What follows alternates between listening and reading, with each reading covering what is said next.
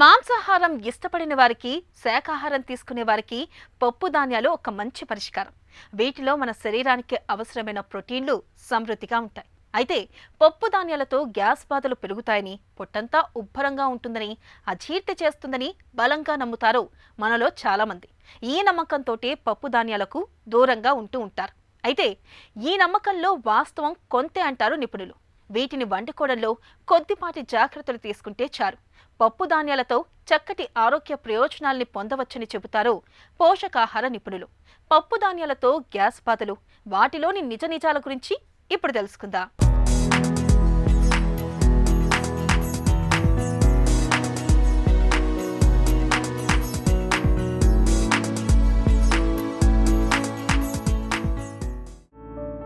పప్పు ధాన్యాల్లో ప్రోటీన్లు అధికంగా ఉంటాయి. మాంసాహారాన్ని ఇష్టపడిన వారికి ఇవి మంచి ప్రత్యామ్నాయం. బీన్స్, బఠానీ, చిక్కుళ్ళు, కందిపప్పు, పెసరపప్పు, మినప్పప్పు, శనగపప్పు వంటివి మన భారతీయుల ఆహారంలో అగ్రస్థానం పొందాయి. ఇవి లేని ఆహారం అసంపూర్ణంగా ఉంటుంది. వీటిలో ప్రోటీన్, పీచు పదార్థం సమృద్ధిగా ఉంటుంది. ఇక దేశంలోని అన్ని ప్రాంతాలలో పప్పులను ప్రధాన ఆహారంగా తీసుకుంటారు.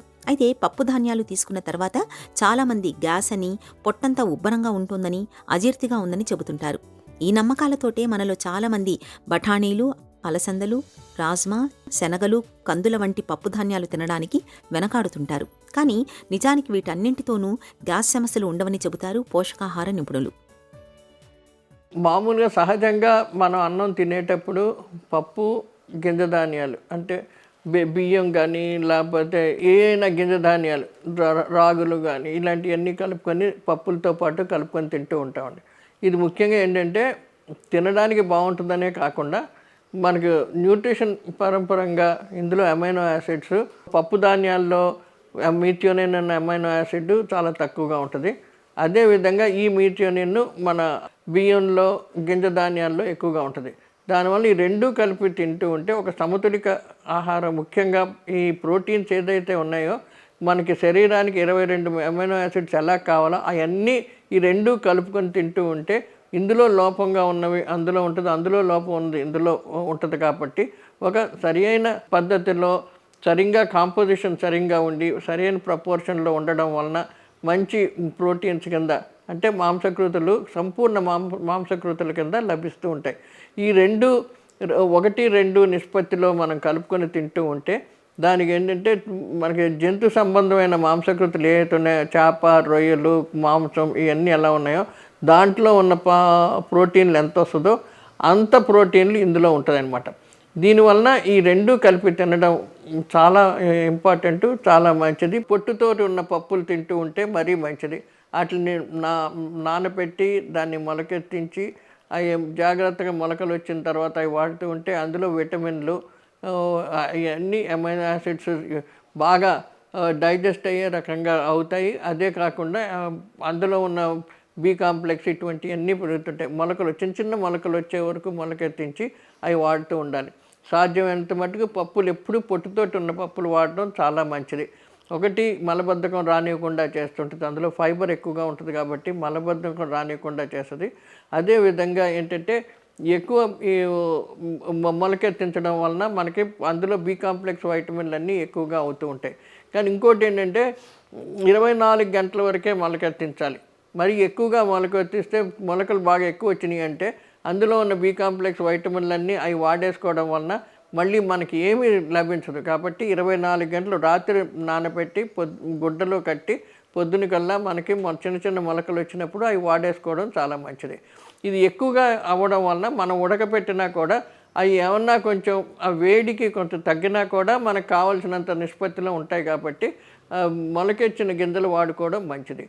పప్పు ధాన్యాలతో అజీర్తి బాధలతో పాటు గ్యాస్ ట్రబుల్ సమస్యగా మారుతుందని మనలో చాలామంది భయపడుతుంటారు. నిజానికి పప్పు ధాన్యాలు అన్నింటితో గ్యాస్ సమస్యలు ఉండవని అనేక పరిశోధనల్లో వెల్లడయ్యింది. మన శరీరానికి అవసరమైన ప్రోటీన్లు, విటమిన్లు, ఇతర ఖనిజ లవణాలను అందించే పప్పు ధాన్యాలపై అపోహలు వీడాలని నిపుణులు సూచిస్తున్నారు. చిక్కుళ్ళు, పప్పుల మూలంగా కడుపు ఉబ్బరం, గ్యాస్ సమస్యల గురించి ఇటీవల అమెరికాలో 3 అధ్యయనాలు జరిగాయి. పప్పు ధాన్యాలను తీసుకునే వారిలో కేవలం 3-11% మందిలో మాత్రమే అజీర్తి బాధలు, గ్యాస్ వంటి సమస్యలు కనిపించాయి. మిగతా వారిలో ఎలాంటి సమస్యలు కనిపించలేదు. పైగా వారిలో చెడు కొలెస్ట్రాల్ నిల్వల్లో బాగా తగ్గుదల కనిపించింది. గుండె జబ్బులు కూడా బాగా తగ్గుముఖం పట్టాయి. పప్పుధాన్యాలు తీసుకునే వారిలో తొలినాళ్లలో గ్యాస్ సమస్యలు కనిపించినా తర్వాత కాలంలో అవే సర్దుకుంటాయి. ప్రోటీన్లు, పీచు, విటమిన్లు, ఖనిజాలు పుష్కలంగా లభించే పప్పుధాన్యాలను తరచూ తీసుకోవాలని నిపుణులు సూచిస్తున్నారు. అన్ని పప్పుల్లోనూ 20 నుంచి 22 గ్రాములు 100 గ్రాములకి ప్రోటీన్లు ఉంటాయి, మాంసకృతులు ఉంటాయి. కానీ అన్నిటికంటే ఎక్కువగా సోయాబీన్లో చాలా ఎక్కువగా ఉంటాయి. సోయాబీన్లో ఇంచుమించు 40-42 గ్రాముల వరకు ప్రోటీన్లు వస్తూ ఉంటాయి. కాబట్టి సోయాబీన్ కూడా వాడుకోవడం మంచి. సోయాబీన్ వాడేటప్పుడు దాన్ని బాగా నానబెట్టి, లేకపోతే ఇప్పుడు రెడీమేడ్ పౌడర్స్ కానీ, లేకపోతే గ్రిట్స్ కానీ, మీల్ మేకర్లు కానీ రకరకాలుగా వస్తున్నాయి. అవి ఎందులో వాడినా కూడా మనకి పప్పుకు బదులు అవి సోయాబీన్లు అటువంటివి వాడుకున్నా కూడా మంచిది. ఆల్మోస్ట్ 40 గ్రాముల వరకు మనకి ప్రోటీన్లు లభిస్తూ ఉంటుంది. ఎక్కువగా చీము పడుతుందని ఒకటి, తర్వాత అరగదని ఒకటి, పిల్లలకి ఏమో పెడితేనేమో మలబద్ధకం వస్తుందని చెప్పి రకరకాలుగా అనుకుంటూ ఉంటారు. ఇవన్నీ అపోహలే. కానీ చాలా మటుకు రీసెర్చ్ చేసి ఇది పప్పుల్లో ఎక్కువ ప్రోటీన్స్ ఉంటాయి కాబట్టి అవి వాడుకోవడం చాలా మంచిదండి. పప్పులు వాడేటప్పుడు 2 రకాలుగా, ఒకటి మనకి స్ప్లిట్ పప్పులు అంటాం. అంటే పప్పుని బాగా ఇచ్చేసేసి మనకి ఇంటికి వచ్చే పొట్టు అది తీసేసిన పప్పులు ఉంటాయి. అవి సాధారణంగా ఏంటంటే ఉడకదని చెప్పి బాగా ప్రెషర్ కుక్కర్లో అట్లా వేసి వండుతారు. కానీ ఎక్కువగా నీళ్లు పోసి నీళ్లు పారేయడం మంచిది కాదు. అందులో ఏమన్నా ప్రోటీన్స్ కానీ లేకపోతే ఫైబర్ కానీ అలాంటివి ఏమున్నా సరే అవి మన నీళ్లు పారేయడంలో పోతూ ఉంటుంది. సాధ్యమైనంత మట్టుకు పప్పుని ఉడకబెట్టి ఆ నీళ్ళన్నీ ఆ పప్పుతోటే ఉండి దాంతో వండడం మంచిది. ఇంకొకటి ఏంటంటే పొట్టుతోటి ఉన్న పప్పులు, రాజ్మా కానీ, చోళేలకు చేసిన శనగలు కానీ, ఇలాంటివన్నీ, ఇప్పుడు రాగులు, ఇలాంటివన్నీను ముఖ్యంగా తొక్కతోటి ఉంటాయి కాబట్టి రాగుల వీటి కింద వస్తుంది. కానీ పప్పులతోటి ఉన్న తొక్కలు తీయకుండా, దాన్ని స్ప్లిట్ చేయకుండా వాటిని నానబెట్టి అలా ఉండొచ్చు. మొలకెత్తడానికి టైం లేకపోయినా నానబెట్టి ఉడకబెట్టి వాడుకుంటే దాంట్లో ఉన్న వైటమిన్స్ ఇంప్రూవ్ అవుతాయి. తర్వాత ఏమో ప్రోటీన్ కూడా అరుగుదలగా ఉంటుంది. పిల్లలకేంటి, పెద్దోళ్ళకేంటి, అవి వాడుకుంటూ ఉంటే చాలా మంచిది. పప్పుధాన్యాల్లో పెద్ద మొత్తంలో ప్రోటీన్లు, కార్బోహైడ్రేట్లు, ఫైటిక్ యాసిడ్లు ఉంటాయి. కాబట్టి వీటిని వండుకునే విధానంలో సరైన జాగ్రత్తలు తీసుకున్నప్పుడు అజీర్తి, గ్యాస్ బాధలు తలెత్తే అవకాశం ఉంటుంది. కాబట్టి పప్పుధాన్యాలను వండే ముందు కొన్ని జాగ్రత్తలు తప్పనిసరిగా తీసుకోవాలి. పప్పుధాన్యాలను వండడానికి ముందు 12 నుంచి 24 గంటల వరకు నానబెట్టడం మంచిది. ఇలా చేయటం వల్ల వాటిలో అజీర్ణానికి కారణమయ్యే ఫైటిక్ ఆమ్లం తొలగిపోతుంది. వండిన తర్వాత కూడా పప్పుధాన్యాలు సులభంగా జీర్ణమవుతాయి. ఇక పప్పుధాన్యాల్ని వండేటప్పుడు తక్కువ వేడిలో ఎక్కువసేపు మీడియం ఫ్లేమ్ మీద ఉడికించడం మంచిది. ఇక ఇప్పటికే అరుగుదల సమస్యలు ఉన్నప్పుడు పిల్లలు, వృద్ధులు, గర్భిణీలు పప్పుధాన్యాల్ని అతిగా తీసుకోకపోవడమే మేలు.